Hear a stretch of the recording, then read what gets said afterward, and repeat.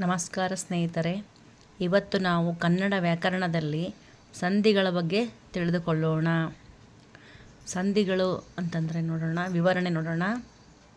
ಎರಡು ಅಕ್ಷರಗಳು ಪರಸ್ಪರ ಕಾಲ ವಿಳಂಬವಾಗದಂತೆ ಅರ್ಥಕ್ಕೆ ಅನುಸಾರವಾಗಿ ಸೇರುವುದನ್ನು ಸಂಧಿ ಎಂದು ಕರೆಯಲಾಗುತ್ತದೆ. ಈ ಸಂಧಿಗಳ ವಿಧಗಳನ್ನು ನೋಡೋಣ.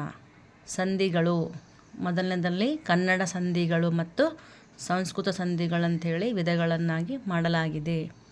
ಕನ್ನಡ ಸಂಧಿಗಳು ಅಂತಂದರೆ ನೋಡೋಣ.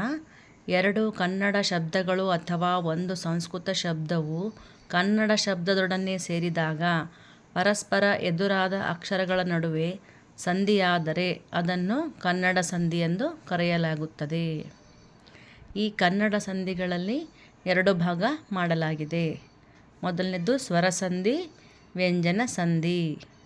ಸ್ವರ ಸಂಧಿಗಳಲ್ಲಿ ಯಾವ ಬರ್ತಾವಂದರೆ ಲೋಪ ಸಂಧಿ ಮತ್ತು ಆಗಮ ಸಂಧಿ. ಇವುಗಳನ್ನು ಸ್ವರ ಸಂಧಿ ಎಂದು ಕರೆಯಲಾಗುತ್ತದೆ.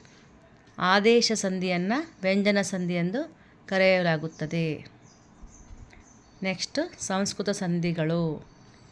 ಸಂಸ್ಕೃತ ಸಂಧಿಯಲ್ಲೂ ಕೂಡ ಎರಡು ಭಾಗಗಳಾಗಿ ವಿಂಗಡಿಸಲಾಗಿದೆ, ಸ್ವರ ಸಂಧಿಗಳು ಮತ್ತು ವ್ಯಂಜನ ಸಂಧಿಗಳು. ಸ್ವರ ಸಂಧಿಗಳಲ್ಲಿ ಬರುವಂಥವು ಸವರ್ಣ ದೀರ್ಘ ಸಂಧಿ, ಗುಣ ಸಂಧಿ, ವೃದ್ಧಿ ಸಂಧಿ, ಎಣ್ ಸಂಧಿ. ಇವುಗಳು ಸ್ವರ ಸಂಧಿಗಳಲ್ಲಿ ಬರುವಂಥವು. ವ್ಯಂಜನ ಸಂಧಿಗಳಂದರೆ ಜಸ್ತ್ವ ಸಂಧಿ, ಶ್ಚುತ್ವ ಸಂಧಿ, ಅನುನಾಸಿಕ ಸಂಧಿ. ಇವುಗಳು ವ್ಯಂಜನ ಸಂಧಿಗಳು. ನೋಡಿದ್ರಲ್ಲ ಸ್ನೇಹಿತರೆ ಸಂಧಿಗಳ ಬಗ್ಗೆ. ಮುಂದಿನ ವಿಡಿಯೋದಲ್ಲಿ ಈ ಸಂಧಿಗಳ ಬಗ್ಗೆ ವಿವರವಾಗಿ ಉದಾಹರಣೆ ಸಹಿತ ತಿಳಿದುಕೊಳ್ಳೋಣ.